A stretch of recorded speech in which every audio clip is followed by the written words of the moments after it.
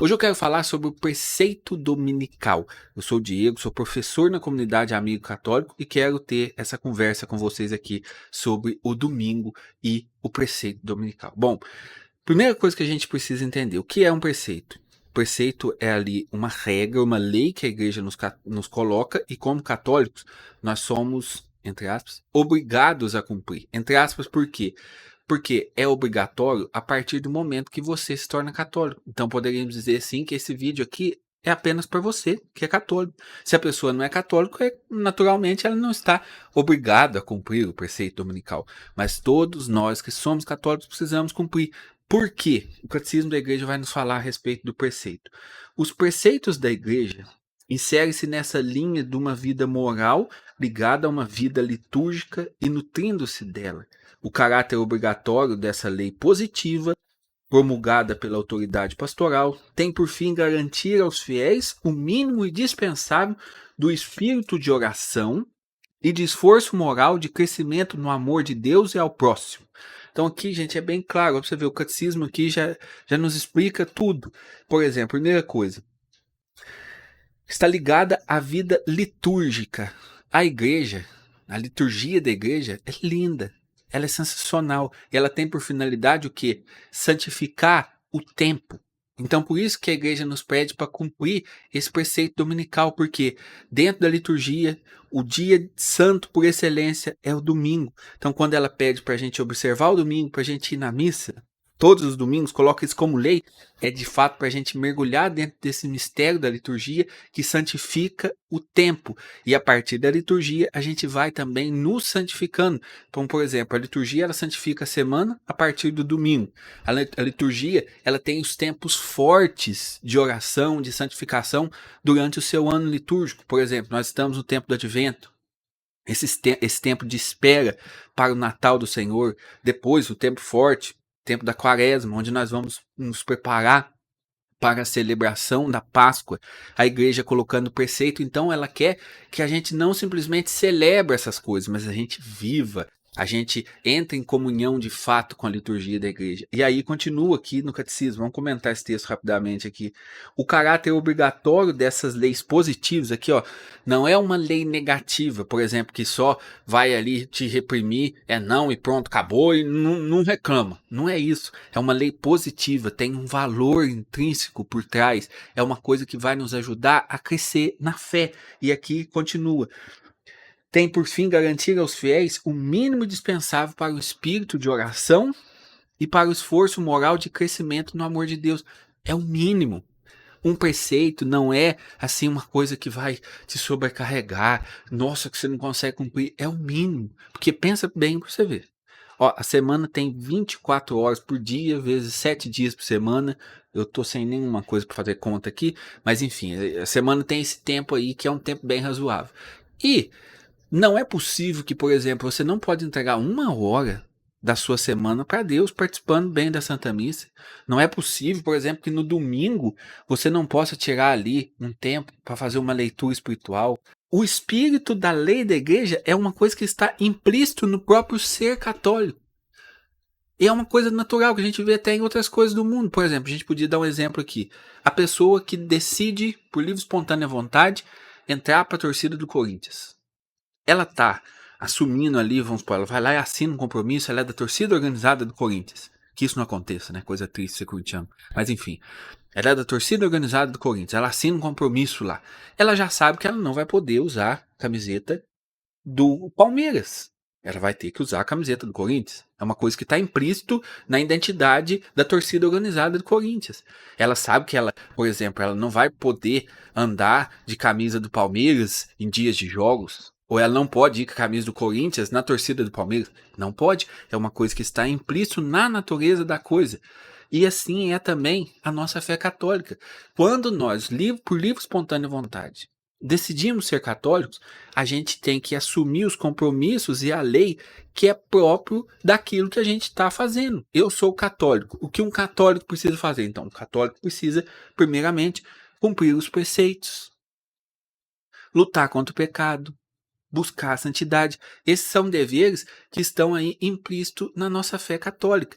Aí vem muitas pessoas hoje que querem assim Não, para mim isso não vale. Gente, agora, presta atenção no orgulho que existe por trás dessa frase. Não, esse negócio de preceito dominical para mim não serve.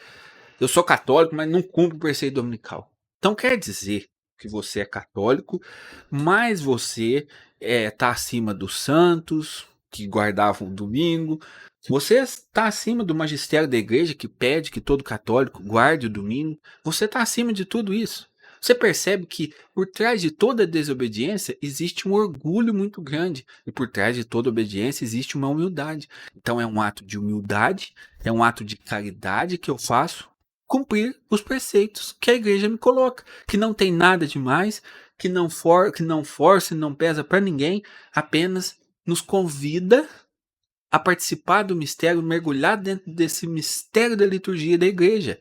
É como o pai, a mãe lá, que no final de semana reúne a família, e aí tem aquela reunião especial, e o pai fala, ó, você tem que vir na reunião. O que que o pai quer? O pai quer que você participe da vida da família. O pai quer que você esteja junto ali com a família.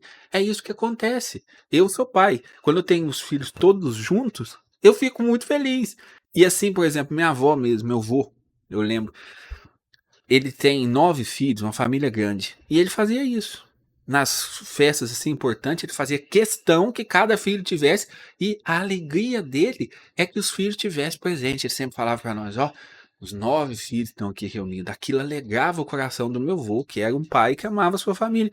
É isso que acontece na igreja. A igreja quer ver os seus filhos reunidos ao redor da mesa do altar aos domingos. Domingo, o dia do Senhor. E aí, a gente pode pensar um pouco na importância do domingo ao longo da história. Você sabe que, por exemplo, os judeus, em observância à lei do Antigo Testamento, guardavam o sábado, era o dia do descanso, era o dia santo, sagrado por excelência. Mas com a fé cristã, nos primeiros anos da fé, desde sempre, a igreja ela santificou o domingo, porque o domingo é o dia que Jesus ressuscitou. Então a igreja ela entende que o que no domingo iniciou a nova criação. O sábado se guardava em honra a Deus e a criação que Deus realizou. Agora Jesus começa essa nova etapa da criação, a nova criação que se inaugura no primeiro dia da semana, assim como a primeira criação.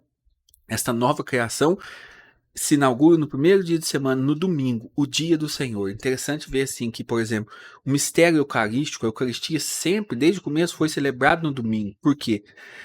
Os primeiros cristãos acreditavam que, da mesma maneira que a ressurreição trouxe a presença de Jesus, a Eucaristia também traz a presença de Jesus. Então isso é muito bonito e é a nossa fé.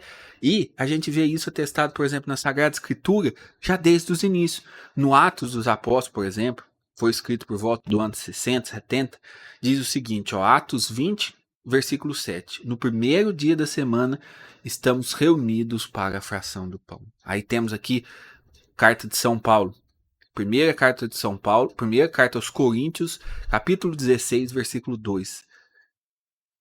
Quanto à coleta em favor dos irmãos, todo o primeiro dia da semana, cada qual separe livremente o que tenha conseguido economizar, de modo que não se separe, que não espere a minha chegada para recolher os donativos. Então a gente está vendo aqui o que? São Paulo já falando da coleta e falando dessa partilha que acontece no primeiro dia da semana, dia que os cristãos estavam reunidos. Mais uma leitura bíblica aqui, Colossenses capítulo 2, versículo 16. Portanto, que ninguém nos condene por questão de comida ou bebida, de festa ou de lua nova ou sábado.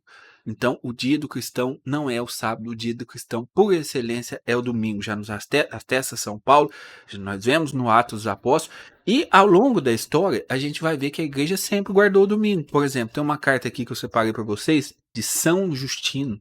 Ele é mártir, morreu em 165, ano 165. Praticamente viveu na era apostólica, né, com certeza.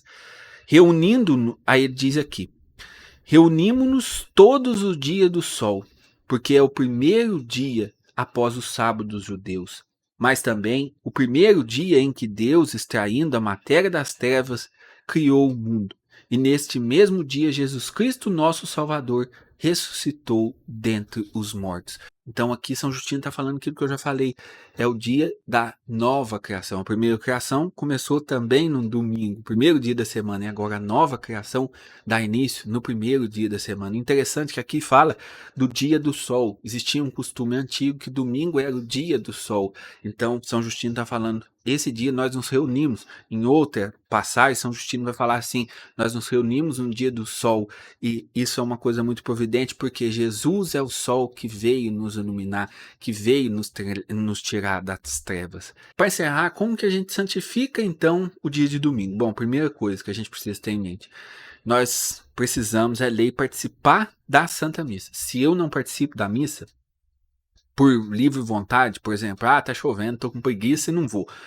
Eu preciso me confessar antes de comungar novamente, porque eu estou em pecado mortal. A igreja ela nos ensina que quando nós participamos da missa, é como se nós estivéssemos reunidos com todos os nossos irmãos católicos ao redor da mesa do altar. É a mesma mesa, é a mesma mesa.